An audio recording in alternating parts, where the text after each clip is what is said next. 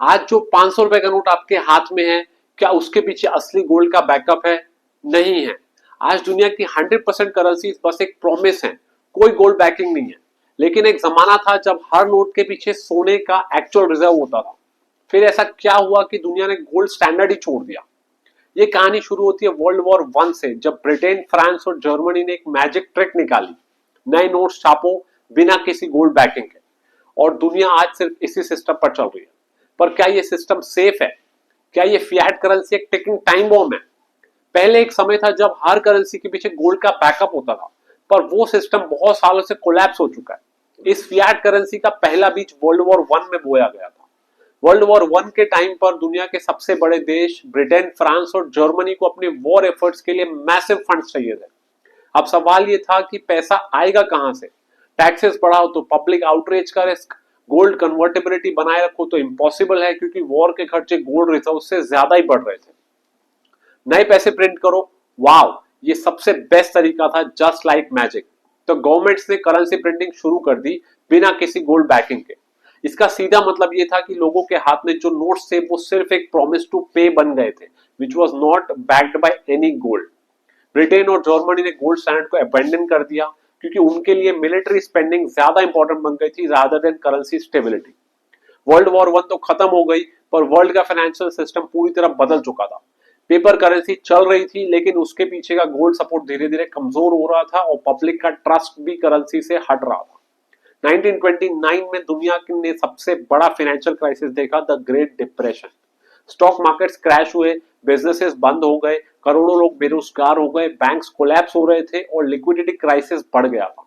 Deflation और slowdown ने पूरी यूएस इकोनॉमी को हिला दिया था। लोगों को लगा कि पेपर करेंसी तो अनसेफ है, तो सबने अपने नोट्स को गोल्ड के साथ एक्सचेंज कर लिया और घर में गोल्ड जमा करने लग गए। यूएस गवर्नमेंट के हाथ बंधे हुए थे, क्योंकि गोल्ड स्टैंडर्ड की वजह से वो ज्यादा पैसा प्रिंट नहीं कर सकते थे, चाहे इकोनॉमी कितने भी प्रेशर में हो। तो रूजवेल्ट को गोल्ड होल्डिंग रोकनी थी, ताकि वो मनी सप्लाई को इंक्रीज कर सके और इकोनॉमी को फास्ट ट्रैक पे ला सके। 1933 में यूएस प्रेसिडेंट फ्रैंकलिन रूजवेल्ट ने इकोनॉमी को बचाने के लिए एक रेडिकल डिसीजन लिया, द एग्जीक्यूटिव ऑर्डर 1602। इस ऑर्डर के थ्रू अमेरिका ने अपने सिटीजन से उनका गोल्ड ले लिया। गोल्ड कॉइन्स, बुलियंस, सर्टिफिकेट्स, सब कुछ जो था वो गवर्नमेंट को आप $20 पर आउंस के हिसाब से मैंडेटरी सेल करो। जो नहीं करेगा उसको $10,000 और जेल। तो यूएस ने इस तरह से दुनिया का सबसे बड़ा गोल्ड रिजर्व बना लिया। ये सारा कॉन्फिस्केटेड गोल्ड आज फोर्ट नॉक्स के अंदर स्टोर किया गया है, जो 1936 में ही बनाया था। गोल्ड का रेट $20 पर आउंस से $35 पर आउंस तक कर दिया गया था, जिसने डॉलर को 41% तक वीक कर दिया। और यूएस गवर्नमेंट के पास मैसिव 20,000 टन ऑफ गोल्ड से ज्यादा रिजर्व बन गया। ज्यादा मनी सर्कुलेशन होने की वजह से इन्फ्लेशन को बढ़ावा मिला, जिससे इकोनॉमिक रिकवरी हुई। जब यूएस ने गोल्ड के बिना ही डॉलर्स प्रिंट करने शुरू कर दिए और दुनिया को पता भी नहीं चला। ये साबित हो गया कि इकोनॉमिक क्राइसिस के टाइम पे गोल्ड कन्वर्टेबिलिटी का सिस्टम टिक नहीं सकता है। गवर्नमेंट्स ने ये समझ लिया कि अपनी इकोनॉमिक्स को बचाने के लिए उन्हें गोल्ड का कंट्रोल छोड़ना ही पड़ेगा। मेरे पास ऐसा बहुत इंटरेस्टिंग कंटेंट है गोल्ड, सिल्वर, क्रिप्टो पे। वो कंटेंट तभी आएगा जब आप मेरे सब्सक्राइबर 5,000 क्रॉस करा देंगे। सेम प्रॉब्लम आई वर्ल्ड वॉर टू के बाद। यूएस इकोनॉमी बूम कर रही थी, लेकिन साथ ही यूएस गवर्नमेंट की स्पेंडिंग भी स्काई रॉकेट कर रही थी। कोरियन वॉर और वियतनाम वॉर के चलते मैसिव डेफिसिट स्पेंडिंग हो रही थी। Infrastructure projects, social programmes, cold war के चलते गवर्नमेंट के खर्चे दिन ब दिन बढ़ते जा रहे थे। तो यूएस गवर्नमेंट डॉलर प्रिंट करे जा रही थी बिना गोल्ड रिजर्व्स के। यूएस ऑफिशियली कह रहा था कि गोल्ड $35 पर आउंस के हिसाब से बैकिंग है, लेकिन रियलिटी में यूएस डॉलर बिना गोल्ड के प्रिंट हो रहे थे। तो दुनिया भर के देश, स्पेशली फ्रांस, ये देख रहे थे कि यूएस का गोल्ड स्टॉक वहीं का वहीं है, लेकिन डॉलर्स तो मार्केट में आते ही जा रहे हैं। तो फ्रांस के प्रेसिडेंट चार्ल्स डे गोल ने ओपनली यूएस के गोल्ड रिजर्व्स पर सवाल उठाए और कहा कि अगर $35 के पीछे 1 आउंस गोल्ड का प्रॉमिस है, तो हमें हमारे डॉलर्स के बदले गोल्ड दे दो। डॉलर की वैल्यू सिर्फ तब तक है जब गोल्ड का बैकअप है। अगर बैकअप नहीं तो पैसा सिर्फ पेपर है। फ्रांस ने ऑफिशियली $150 मिलियन के यूएस डॉलर्स को रिडीम किया प्योर गोल्ड की डिमांड की। यूएस को 4,200 टन्स गोल्ड फ्रांस भेजना पड़ा। स्विट्जरलैंड और जर्मनी ने भी सेम डिमांड शुरू कर दी। डॉलर अब एज गुड एज गोल्ड नहीं रहा और सिस्टम एक्सपोज होने लग रहा था। यूएस के गोल्ड रिजर्व रैपिडली श्रिंक होने लगे। ग्लोबल ट्रस्ट डॉलर से कम होने लगा।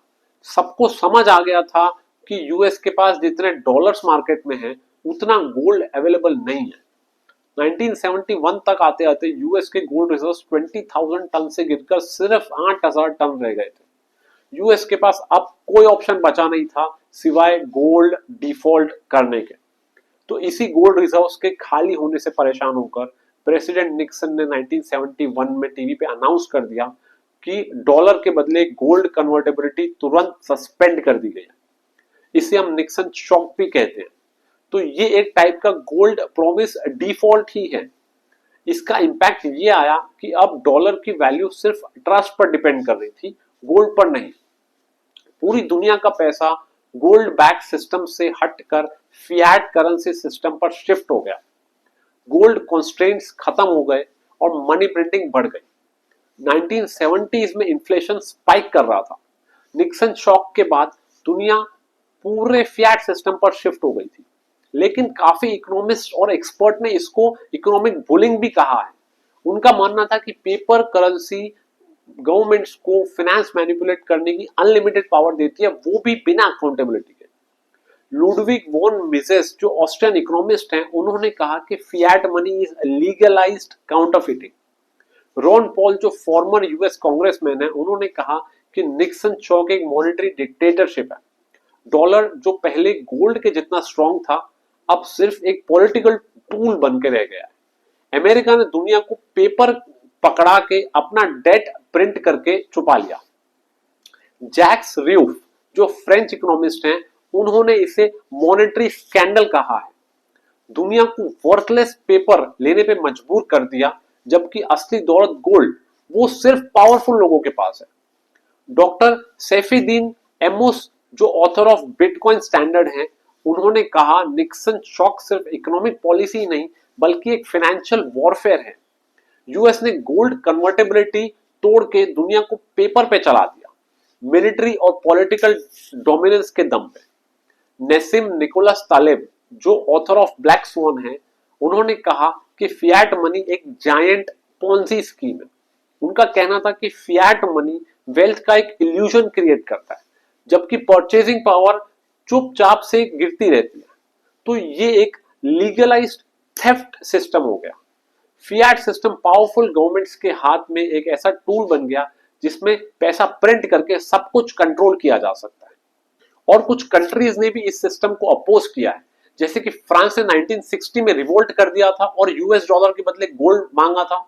स्विट्जरलैंड ने भी फिएट सिस्टम को रेजिस्ट किया है। 1999 तक स्विस फ्रैंक्स की वैल्यू 40% गोल्ड से बैक्ड थी। स्विट्जरलैंड ने गोल्ड स्टैंडर्ड को तभी छोड़ा जब इंटरनेशनल प्रेशर और मॉडर्न फाइनेंशियल सिस्टम्स में इंटीग्रेट होने की जरूरत पड़ी। ऑस्ट्रियन स्कूल ऑफ इकोनॉमिक्स के लीडर्स लुडविग वॉन मिसेस और फ्रेडरिक हायेक फिएट करेंसी के स्ट्रॉन्ग क्रिटिक्स रहे हैं। उन्होंने कहा है कि फिएट करेंसी एंडलेस इन्फ्लेशन और परचेजिंग पावर लॉस का कारण बनती है। गवर्नमेंट्स अपने पॉलिटिकल गेन्स के लिए मनी सप्लाई को मैनिपुलेट करते हैं और गोल्ड बैकिंग के बिना फिस्कल डिसिप्लिन पूरी तरह खत्म हो जाता है। इंडिया जो हिस्टोरिकली गोल्ड रिच सिविलाइजेशन रहा है, हमेशा से फिएट करेंसी पर स्केप्टिकल रहा है। 1971 में निक्सन शॉक के बाद इंडियंस ने भी प्राइवेटली गोल्ड होल्डिंग स्टार्ट कर दी और 1991 का गोल्ड प्लेज क्राइसिस ने भी ये प्रूव कर दिया कि गोल्ड ही रियल मनी है, पेपर करेंसी नहीं। तो कैसा लगा आप लोग को ये वीडियो बताइएगा कमेंट्स में। चैनल को सब्सक्राइब करें, वीडियो को लाइक करें